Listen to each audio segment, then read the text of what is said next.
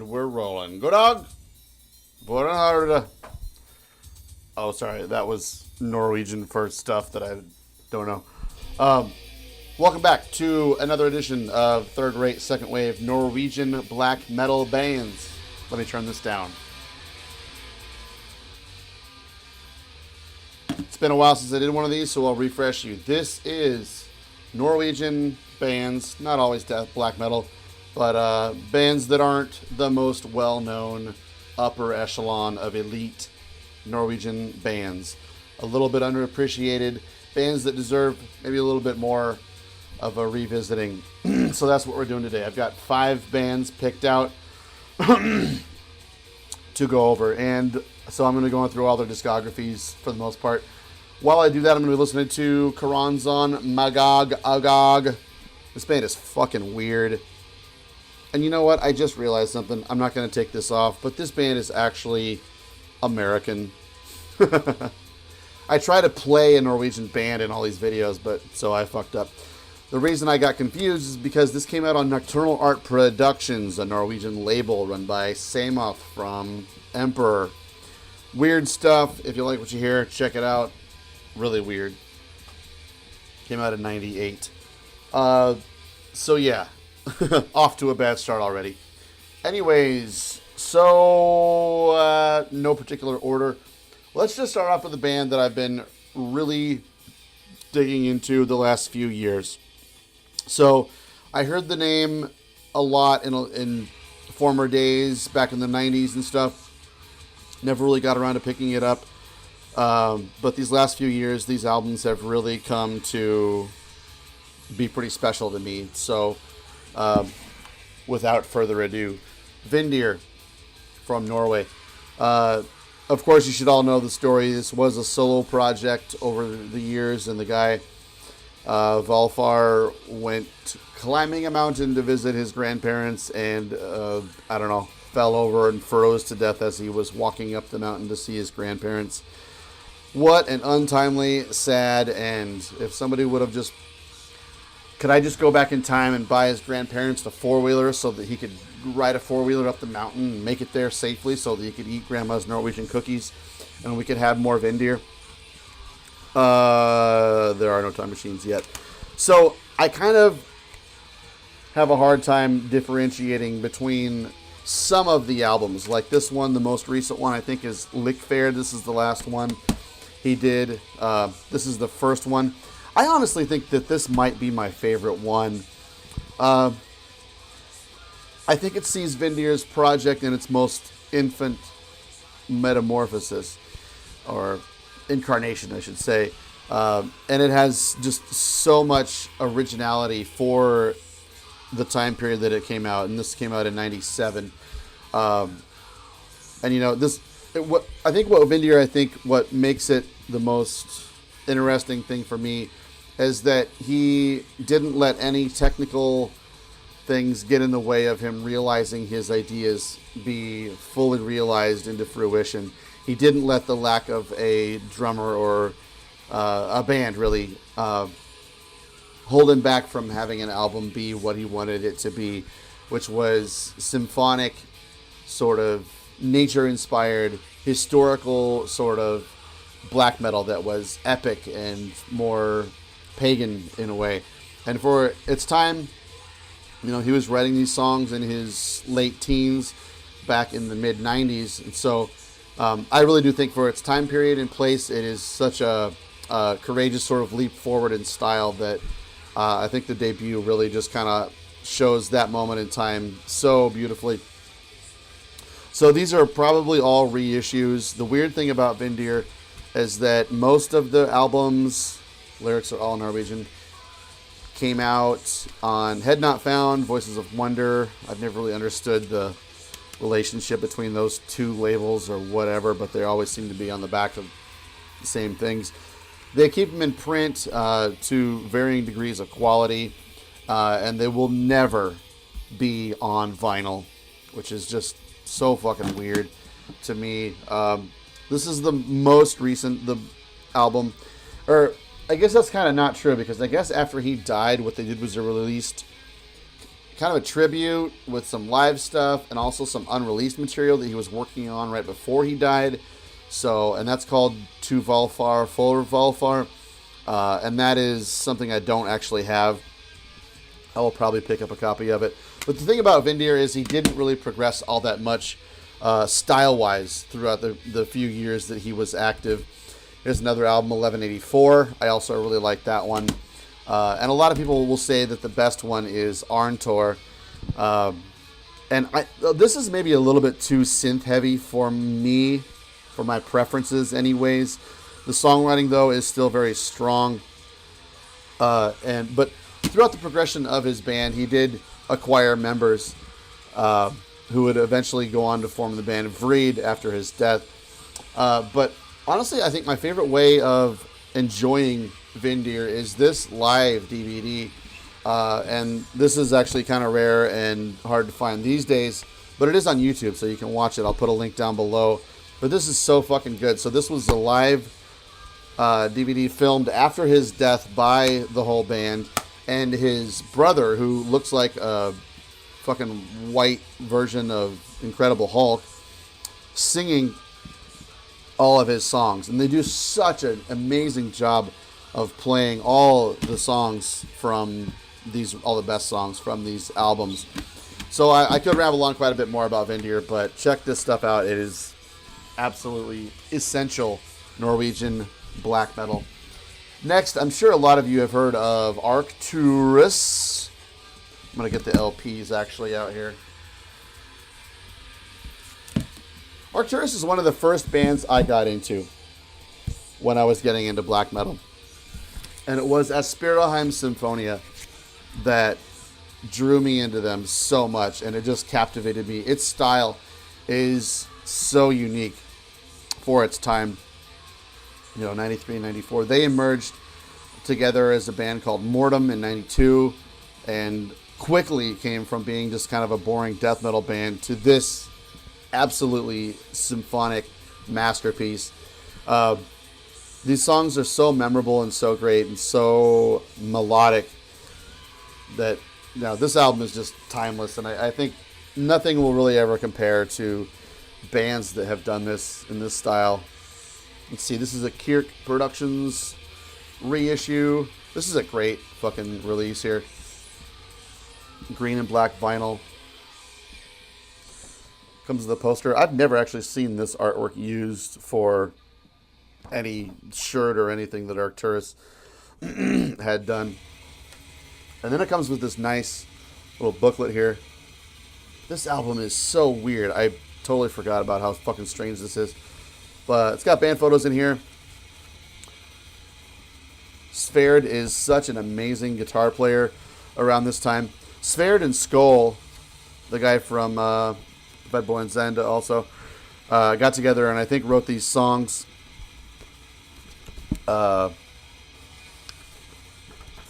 with Garm back in the day. And I always kind of hated Hellhammer's playing as a drummer. But it's pretty tolerable here on this record. Don't read sleeve on camera. I always got to tell myself that. But it's also got this nice printing on the inside. I don't know if you can see that with my angle or whatnot. But yeah, that's Aspiraheim Symphonia. I need to remember to kind of get through these more quickly. But if that's a little bit too symphonic for you, I do recommend checking out Constellation.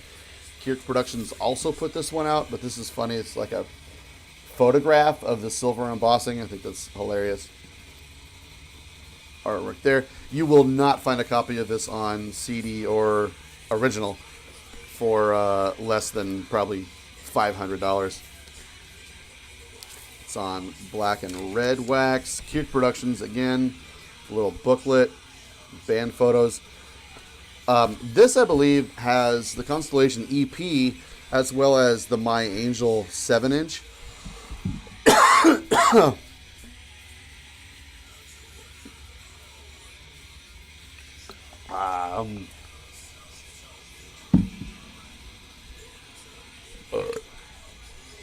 Which is also really, really great. So check that one out as well. Oh, shit.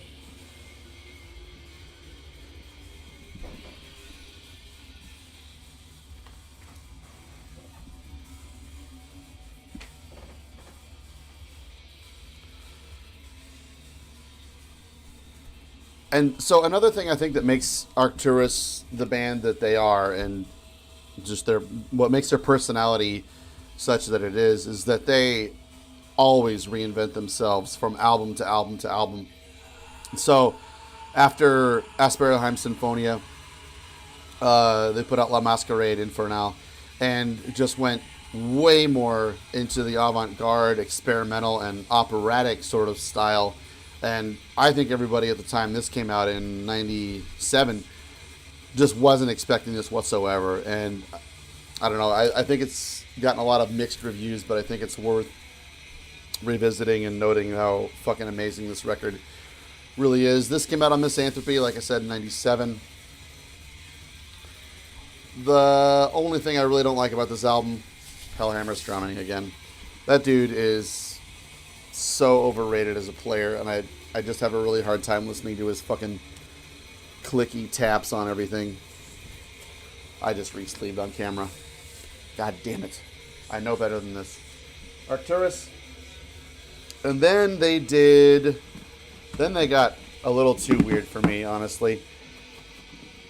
They did this, they did this kind of weird remix album, Disguised Masters. And it's got tracks from all their albums kind of remixed and redone, reimagined, and it's okay. Oh, it's got the CD version of that. Then they did, after a couple of years, they did the Sham Mirrors, which actually I think is kind of a little bit more down to earth. And I think at the time this came out, I want to say 2002, a lot of bands had started to kind of catch up to Arcturus style-wise, doing a more futuristic, avant-garde, experimental, operatic kind of thing. So Sham Mirrors, I think, seems like their most down-to-earth record. It does have Garm back on vocals for all these tracks, and Simon Hesnays doesn't sing on this one. The first time I ever heard Simon Hesnays was on La Masquerade Infernale, and I just was fucking floored by it. There's also a track on here where Isan from Emperor sings on it, and it rules. It's just raging fucking spacey symphonic black metal. So Sham Mirrors, yeah, it's super fun. It's just a real accessible kind of thing. Check that out. And then we've got Sideshow Symphonies, which came out a couple years after that on Seasons of Mist. And I just don't really like this record. Garm left again, and then Simon Hesnays is back on vocals here.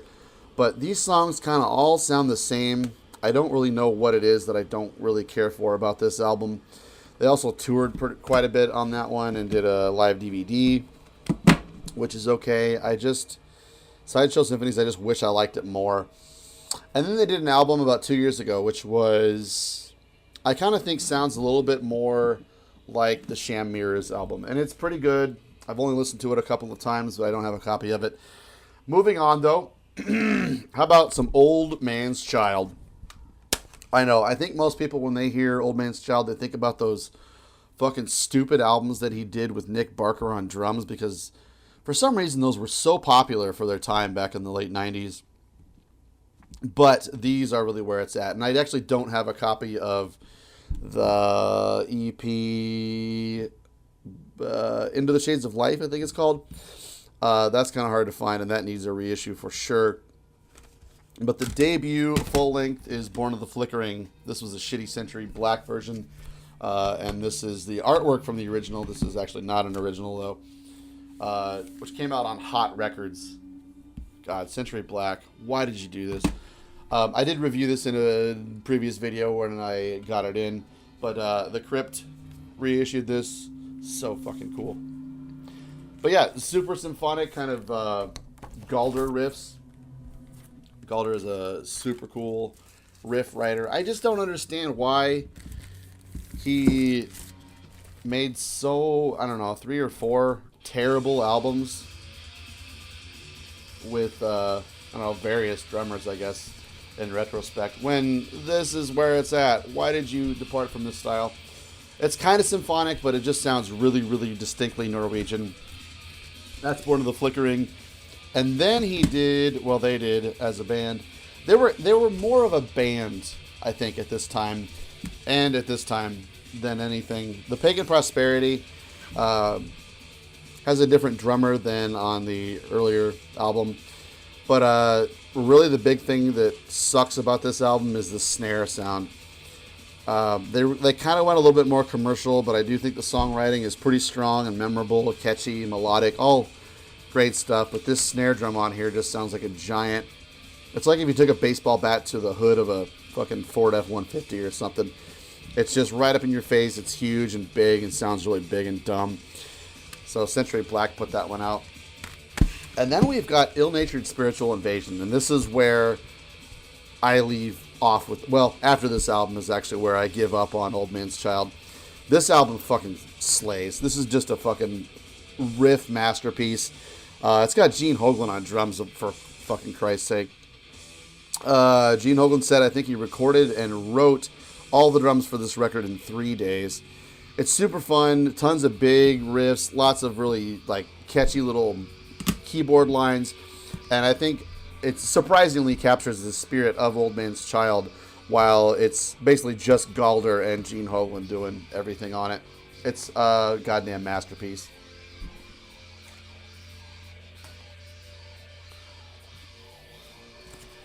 So then we've got two obscurities, a little bit more obscure.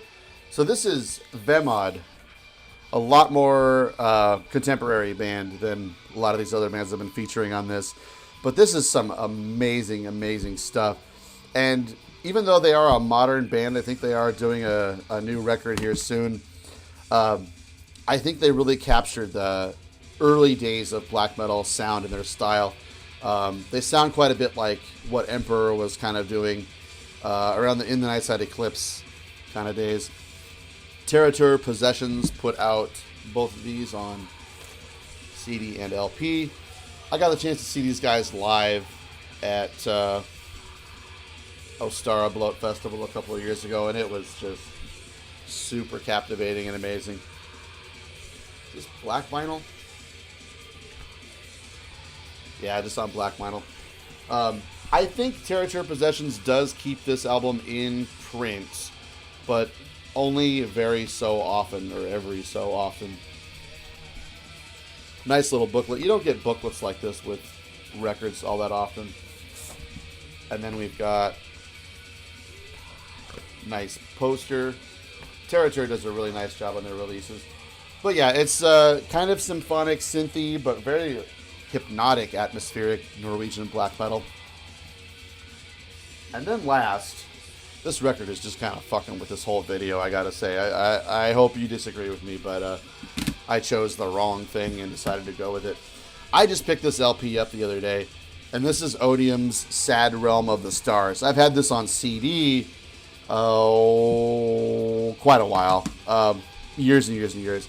But the other day, so I was in downtown Chicago at Reckless Records, picked up a stack of CDs, and I was going back to my car, and as I was putting my key in my car, I look up, and there's a record store right there in front of me.